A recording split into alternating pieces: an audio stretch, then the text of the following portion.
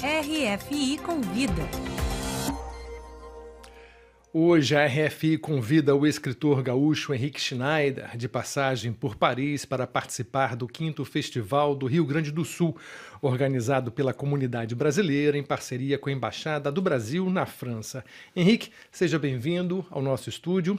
Além do Festival Gaúcho, o que mais você está fazendo em Paris? Maurício, são algumas palestras no Liceu Mulher, também uma conversa junto com a Associação dos Pesquisadores e Estudantes Brasileiros em Paris, a PEB, e também este grande evento o Festival Internacional Festival do Rio Grande do Sul em Paris, e mais adiante também uma leitura na Embaixada do Brasil em Berlim, certo? Então são atividades em Paris e também em Berlim. Perfeito. Ainda sobre o Rio Grande do Sul, podemos dizer que é um estado que tem uma grande influência na história e na política brasileira e na literatura do Brasil, sim, também, né? É um berço de talentos da literatura como Érico Veríssimo, Luiz Fernando Veríssimo, Caio Fernando Abreu, Lia Luft, Mário Quintana, enfim.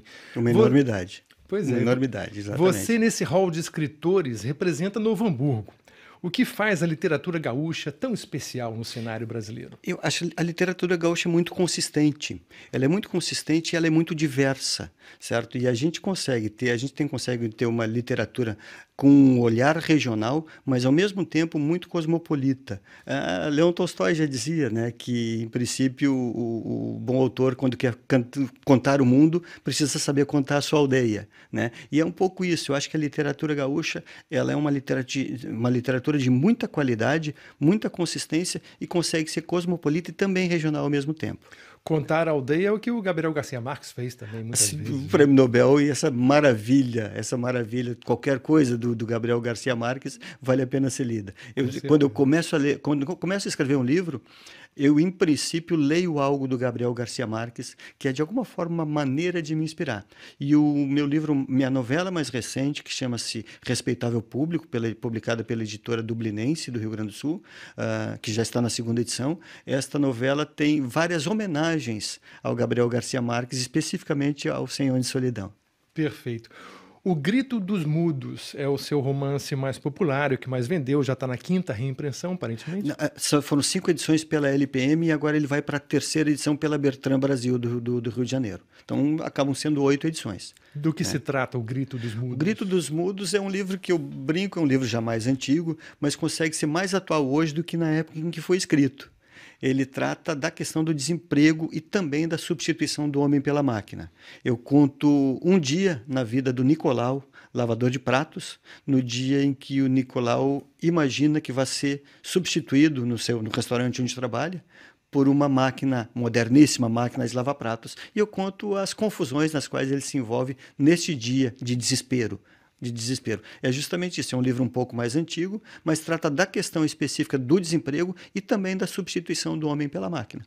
Perfeito. Você já escreveu 8 livros, entre romance e coletâneas de contos. Um dos seus maiores sucessos também é o Contramão, um livro que vai virar filme em breve pelas mãos do cineasta paulista Jefferson D. Exato. Como você se sente com essa possibilidade de ver as personagens que você criou ganhando imagem na tela do cinema? É uma alegria, Maurício. Na verdade, o Contramão foi finalista do Prêmio Jabuti e ganhou o Prêmio Livro do Ano da Associação Gaúcha de Escritores. Então, é um livro que me deu já muitas alegrias e certamente essa alegria da transformação do livro em filme é uma alegria a mais. E é justamente isso.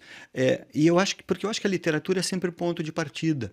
E é importante que a literatura tenha uma caixa de diálogos muito aberta em relação às demais manifestações de arte, especificamente com relação à 7ª arte. E é bom que a gente tenha, sim, cinemas de autor no cinema brasileiro, que haja cineastas querendo fazer obras a partir de obras literárias, justamente colocando o seu dedo, a sua forma de pensar. E o Jefferson, que é um querido amigo meu, um cineasta paulista, que já dirigiu vários filmes, entre eles o Brother, um filme genial, que ganhou o Festival de Cinema de Gramado, certo? Gostou do livro, disse, vou fazer, e eu digo, estamos juntos, né? É uma alegria, mas é uma alegria que, em princípio, não deve acontecer assim tão rapidamente, apesar do projeto continuar a seguir firme e forte. O fato é que atualmente a questão cultural no Brasil anda num impasse e a passos absurdamente lentos. O Ministério da Cultura existe, mas não existe. Pois é, vamos falar um pouco de política agora então, aproveitando essa. Ontem nós noticiamos aqui na RFI que a Anistia Internacional está denunciando o Brasil junto à ONU por graves retrocessos no campo dos direitos humanos. Você também sente isso no Brasil, que nós estamos andando para trás? Acho que sim. Acho que sim. Eu, além da minha condição de escritor, eu também sou advogado e advogado trabalhista. Eu trabalho para diversas entidades sindicais, certo? E no direito do trabalho, especificamente, nós estamos tendo retrocessos brutais. Me parece que eu digo, caminhamos celeremente em direção ao século XIX, né? Com perdas brutais de direitos que são, fundamentalmente, direitos do trabalho, é um dos principais direitos humanos. E a gente vê uma enormidade de retrocessos ocorrendo com um silêncio muito assustador das pessoas, de alguma forma pensando que isso pode ser normal, ou de alguma forma cansadas no sentido de não dizer basta. E é necessário que a gente sim diga basta a esse retrocesso que efetivamente me parece estar acontecendo no Brasil no que diz respeito aos direitos humanos. E aí está a Anistia Internacional, para uma entidade que já venceu inclusive o Prêmio Nobel da Paz. Está aí a Anistia Internacional, que não nos deixa falando sozinhos.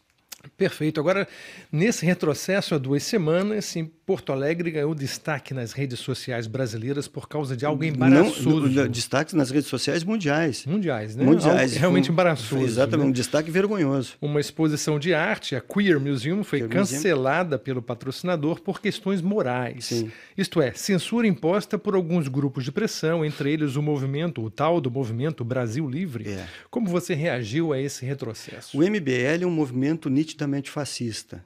Ele é isto, certo? Aquilo foi um absurdo.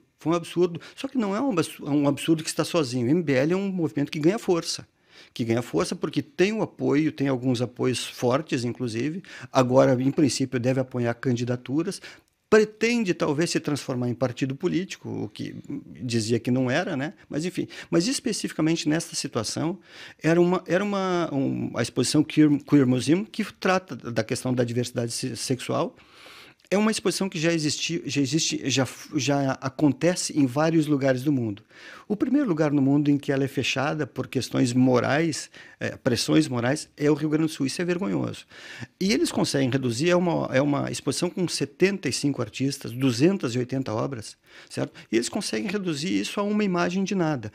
Entre os artistas, nós temos lá Lígia Clark, Volpe, Portinari, Leonilson, o gaúcho Fernando Baril, são nomes, Adriana Varejão, que são nomes da primeira linha da arte brasileira, inclusive do mercado mundial de arte. De primeira linha, eles conseguem reduzir isso a um olhar moral absurdo, certo? Como se fosse nada, certo? Então, justamente isso. Só que o problema é que isto não está vindo sozinho. Não está vindo sozinho. Nós temos várias outras decisões, inclusive judiciais, certo? Eu saí agora do Brasil recentemente para esta viagem rápida à Europa, certo? Com uma decisão judicial que de alguma forma já autorizava psicólogos a tratarem a condição da homossexualidade como homossexualismo, ou seja, podendo curar, ou seja, considerando esta condição como uma doença. Mas como é que a gente pode curar o que não é doença? Pois é. Isso é assustador, quando a gente tem o judiciário encampando esta possibilidade, né? Contra, inclusive, o Conselho Nacional de Psicologia, contra a posição, o Conselho Nacional de Psicologia vai recorrer. Foram 2 ou 3 psicólogos evangélicos que entraram com uma ação popular e que agora, liminarmente, os autoriza a tratar essa condição como doença. Isso é triste, é triste. A famosa cura gay. A famosa cura gay, exatamente. Perfeito. Né? E, bom, como eu digo, estamos voltando celeremente ao século XIX nesta área. Com certeza. Henrique, conta pra gente agora dos seus projetos futuros, para a gente encerrar a entrevista. Em princípio, devo publicar um próximo livro no próximo ano, certo? que trata justamente da questão. Acontece na época mais grave da ditadura, 1970, certo? E justamente eu achei que não era mais necessário tratar dessa matéria, mas me parece, quando eu vejo assim uma molecada nova indo para as ruas e dizendo que na ditadura que era bom, sem saber que na ditadura sim se torturava e se matava nos porões clandestinos, essa molecada que acha que, enfim, que era isso, certo? É necessário que a gente conte um pouco sobre essa questão. Então eu trato disso, agora sou patrono de uma feira do livro numa cidade do interior e no ano que vem, em 2018, lanço um livro, em princípio devo lançar um livro na Alemanha, um livro, uma coletânea de 20 contos com uma edição bilíngue, 20 contos em português com tradução em alemão. Perfeito.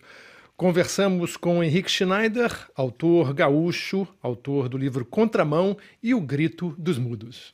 Um prazer.